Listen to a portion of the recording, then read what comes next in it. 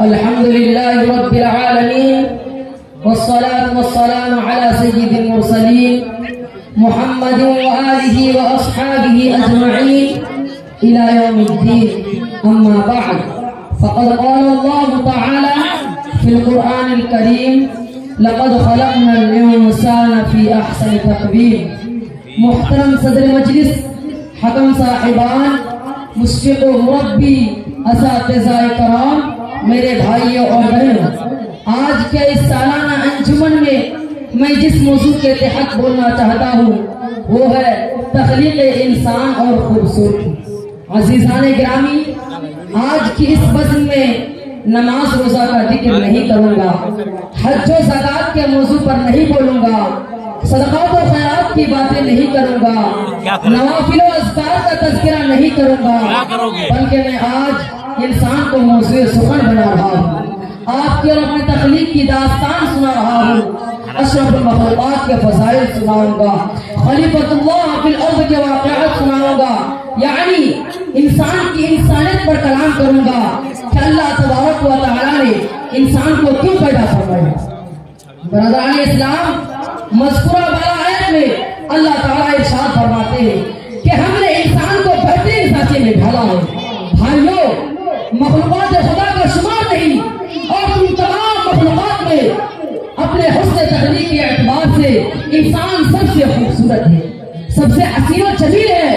اس کا ظاہر بھی خوبصورت ہے، اس کا باطن بھی خوبصورت ہے، اس کی صورت بھی حسین ہے، اس کی سیرت بھی حسین ہے، اس لیے کہ اس کی تخلیق کا مقصد سب سے عظیم ہے. اس کو خالق ارض و زمان نے اپنی عبادت کے لیے پیدا فرمایا ہے، اپنی خلافت کے لیے پیدا فرمایا ہے. اس کو شریعت و کرامت کا تاج عطا کیا ہے، حضرت الجلالت کا تاج مرحمت فرمایا ہے، اور اس کو عقل و فہم، علم و فن کی دولت سے سرفراز فرما کر دنیا کی تمام مخلوقات پر اس کو ممتاز بنایا ہے. برادران اسلام، یہ حسن ظاہر، یہ صورت ظاہر، یہ جمال و کمال کس کو ملا ہے؟ آپ نے وہ کیا، آپ کو ملا ہے، ہم کو ملا ہے، انسان خاکی کو ملا ہے، ظلم و جہل کو ملا ہے، جزع و منع کو ملا ہے. یہ وہی تو ہے جو ایک ناپاک پتہ سے پیدا کیا ہے، یہ وہی تو ہے جو ایک حقیر پانی سے وجود میں آیا، یہ وہی تو ہے جو ایک بے جان لوٹا تھا مگر اس ذات کریمی نے اس کو نواز دیا، سواز دیا، جس صورت میں چاہا ڈھال دیا.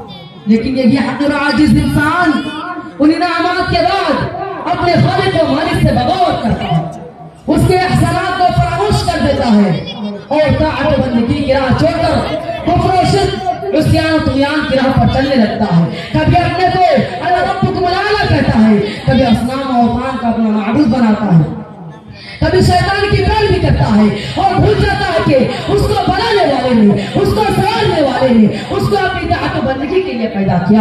اس کی عظمت و شوکت کا راز، اس کی شرافت و قیامت کا راز اس کی تابعداری میں ہے، اس کی اطاعت شعری میں ہے، اس کی فرما برداری اور عبادت گزاری میں ہے، اور وہ اپنی فطرت و طبیعت پر قائم رہتا ہے. وَمَا خَلَقْتُ الْجِنَّ وَالْإِنسَ إِلَّا لِيَعْبُدُونِ کی عملی تفسیر بنا رہتا ہے. سب سے مخلوقات ہے، افضل الخلائق ہے، اجمل الخلائق ہے، ورنہ اس کا حسن ظاہری، اس کا جمال صورت اس کو عذاب خدا سے نہ بچا سکے.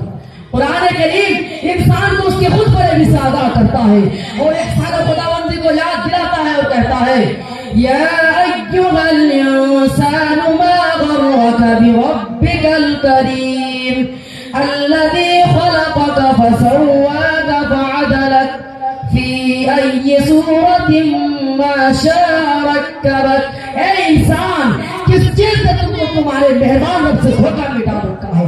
جس رب نے تم کو پیدا کیا، پھر تم کو برابر کیا، پھر تم کو معتدل بنایا، اور جس صورت میں چاہا تم کو ڈھال دیا. برادران ملت، پروردگار عالم نے مسلمانوں کے لیے ہر آیت میں ہدایت رکھی ہے، فلاح و بہبود کی منزل ہر آیت میں رکھی ہے. مگر کیا بتاؤں، آج تک ہمارے دلوں میں یقین نہیں پکڑا کہ کلام پاک اللہ کا کلام ہے یا کسی بندے کا کلام ہے. دوستوں اور بزرگوں، قرآن کریم کے ہر پارے میں، ہر آیت میں اللہ تعالیٰ نے انسان کو اس کی ذات و صفات اور انداز میں سمجھایا.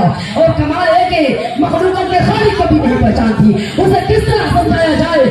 آپ بالکل ابتدا کی طرف آئے، ہر چیز مٹیریل کے اعتبار سے تیار ہوتی ہے. آپ کو معلوم ہے ساری دنیا کہتی آئی ہے کہ گڑ ڈالو گے تو گڑ کا مزہ آئے گا، شکر ڈالو گے تو شکر کا مزہ آئے گا، یعنی جیسا مٹیریل ہوگا ویسا ہی مواد تیار ہوگا۔ دوستو کبھی انسان نے اپنے مٹیریل کی طرف غور کیا کہ میں کس چیز سے بنا ہوں؟ کبھی آدمی نے سوچا کہ میرا مٹیریل کیا ہے؟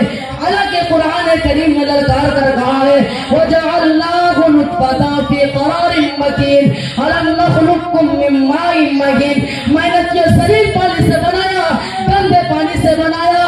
هَلْ أَتَىٰ عَلَى الْإِنسَانِ حِينٌ مِّنَ الدَّهْرِ لَمْ يَكُن شَيْئًا مَّذْكُورًا، میں نے تجھے اسی چیز سے بنایا جس چیز کا نام تیرے ماں باپ لینا گوارا نہیں کرتے۔